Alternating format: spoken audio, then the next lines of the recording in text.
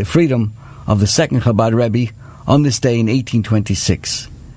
And just as we celebrate his freedom from trumped-up charges by those to the czars of those years, today we too can find ourselves putting ourselves into that kind of limiting outlook in life.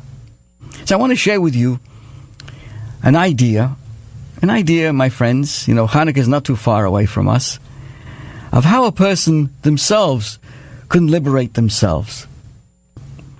How can you liberate yourself? I mean, I'm free. I can come, I can go, I can travel, do all kinds of things. But am I really free? Sometimes, in order to be free, a person has to talk to God. Yeah. And therefore, I'm suggesting today that take the opportunity to write a letter to God.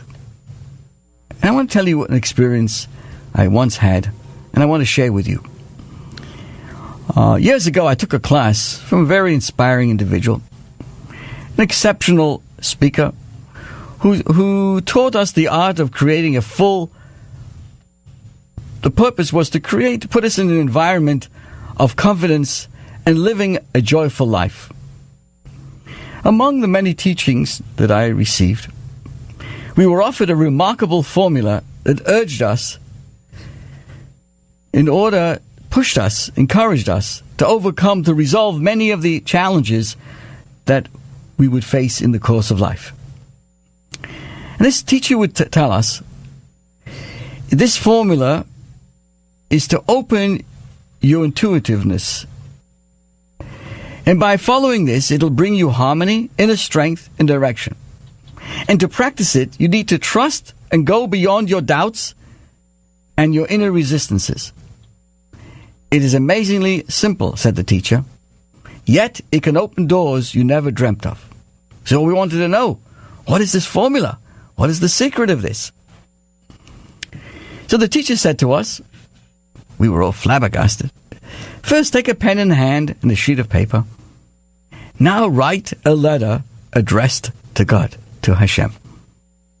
This is a letter of grateful appreciation. Better yet, let it be a love letter. When we first heard this, there was like a whole, typical yeshiva boys, a chorus of objections. What am I supposed to say? I don't like to write. I'll sound stupid. What do we do with it? Do we take it to the post office? I promise you, the teacher said to us, God won't laugh at you. It was said with complete confidence. When you write a letter to Hashem, to God, you're walking right past your negative pride and your self-doubts, your fears and your reservations. Unless, of course, it's to a restaurant. You can pour out your heart as you would to a very best friend or as an ideal father. Perhaps the ideal one you wished you would have had. Unload all your problems and worries, all your fears, your disappointments, your grudges, your heartbreaks, all of your shortcomings. Place your hopes and dreams in Hashem's loving attention. Ask for help in developing trust in Hashem's eternal compassion and the power to free you. After you ask, stay still and wait for the answers, the teacher would say to us. When you open up your heart and listen, God's own understanding will appear in your mind and will come to you spontaneously. Clear directions and loving support will be there for you. These instructions are immensely valuable to each and every one of us. And remember to write these precious insights before you forget them. So like everybody else, I was a little resistant to take pen in hand and write this letter. But I tried it. And I wrote my letter to Hashem. And the experience surprised me. Because soon I had this flow, and I find this when I write ideas and concepts, writing speeches and stuff like that. You have an idea, you start to write it, and suddenly it flows. Because here, in writing to Hashem, I had a flow of ideas, and all kinds of practical answers came for a life situation. Many things I had learned in yeshiva suddenly came to the forefront. Many ideas that I thought were just forgotten came front row center in how I was thinking. So sometimes when you write things black on white on a sheet of paper and write it with a sense of harmony and peace, the words start to flow. And suddenly there's a healing energy and confidence. I felt reassured and I was deeply moved. I found this recently with my own children. Our son and daughter-in-law, Schneer and Sar Esther, after losing their firstborn child after 5 months, they started to write down during the week of Shiva. They wrote down their feelings and wrote how they felt. And they showed it to different people who came to the Shiva. And people were like amazed. But what I was seeing in front of me was when they wrote, they were writing to Hashem because they were writing from their neshama, from themselves, what they felt, how they interacted, how to deal with the ups and downs and the confidence and the amazing faith they had with Hashem. So here we're able to communicate with God that feels natural and easy. A person, when they write this letter, they're able to pour out their feelings and their questions, and you will find a response. Guaranteed. Try it. Let me know. And the more we address Hashem and keep listening for the answers and writing them down, you will find the more flooded you will be with warmth, with comfort, and with clarity. It's for most of us, it's all, really, I shouldn't say that, for all of us, really. Many things, there are subtle inspirations that come and go, like the wind all the time. Right? Our minds are restless. But when we privilege ourselves with moments of deep, prayerful intent, with inner focus and inspiration, guess what? We're gradually lifted into a place of peace that's just waiting to be accessed. And I think it's timely this week, United States of America, we have Thanksgiving, a couple of days. It reminds us of all the good things that we should be thankful for. Thankful on many, many levels, both as an individual, as a member of a family, of a community, the United States of America. So, today when we're celebrating the release of a great leader from prison, reminds us too to find ways to release ourselves from our own imprisoned ideas and thoughts. It's not easy. It's not easy to fall into a trap. With Hanukkah coming up, right? Hanukkah's on our mind. Sunday evening, December the 2nd, we light the first candle. And I'm thinking a lot about Hanukkah this year, on many levels. The light that we need in these dark times, especially when the 11 candles were put out, the 11 victims of the Pittsburgh synagogue, of individual losses. So it was a lot to think about. But there was something deeper. I started to search around to see what more can I add to making this Hanukkah even deeper. So number one is try writing a letter to God and see what happens. Another idea, Hanukkah is a magical time for children. Children are encouraged to light a menorah, play dreidel. The children love to get gelt and gifts. Right? It's an especially beloved time for the year. But the question I asked myself and I ask you, is being a child on Hanukkah only for the young? It dawned on me that when our matriarch Sarah passed away, the Torah tells how old she was. She was 127 years old. But actually, the way the Torah reports it to us is a little bit different.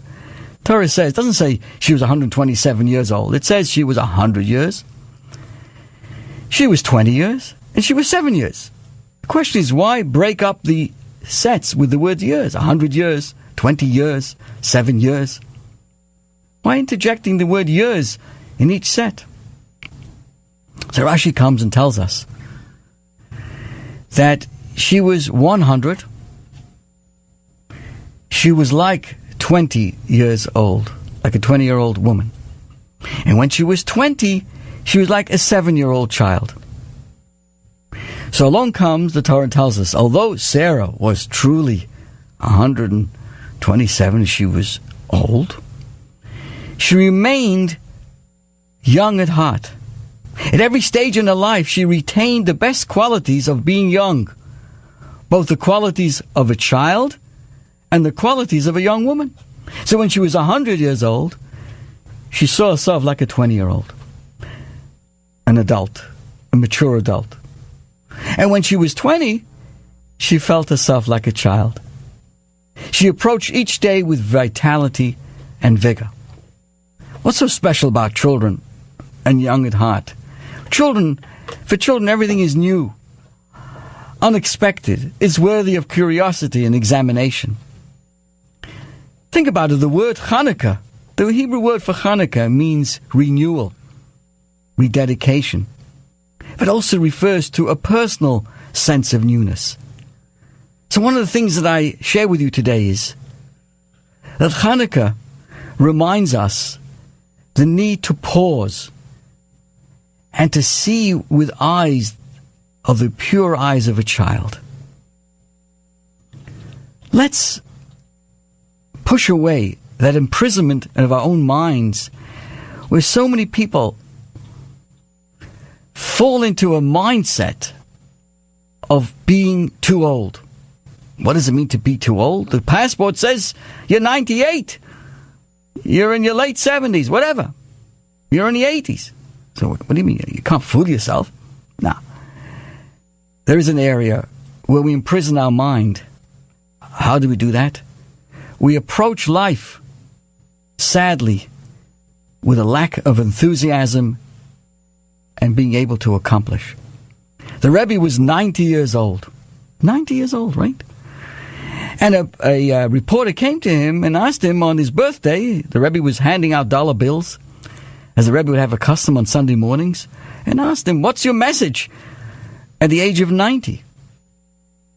So the Rebbe said 90 is in Hebrew is a tzaddik, which means righteousness. Every day, a person should look to accomplish more righteousness than yesterday. And today's righteousness should be overshadowed by more righteousness tomorrow. That's what the Rebbe saw at the age of 90. In the early years, in the 70s, 80s, many people said to the Rebbe, take it easy, calm down, retire. The Rebbe in the 70s and the 80s of his life and into the early 90s was full force ahead. He would not allow himself to live like the passport said. He lived with enthusiasm and inspired all of us, including yours truly, never to fall into a trap, but always to look at the world with the purity of a child, to live young, have the energy as best as we can to be like a young person in terms of doing things, accomplishing things, creating new ideas, helping the community, whatever it may be, whatever your job is, but do it with enthusiasm and accomplishment. Otherwise, to put it bluntly, as our theme is today, we can actually fall into a sense of imprisonment by our own doings. So, dear friends, as we prepare ourselves for Hanukkah, let's find ways to look at things differently. The important part of Hanukkah, it says, is to rectify the eyes. When you look into the Chanukiah, look into the lights, it actually rectifies the way we look at things, not only physically, but has a spiritual ability to look at life with depth, to look at other people, to look for the good, not to judge other people, but to find that spark of holiness that each of us have. So, dear friends, this is your host, Rabbi Pearl, joining you so much. Thank you for joining me, miss. Be well. I'm so excited. See you next week. Sei gesund.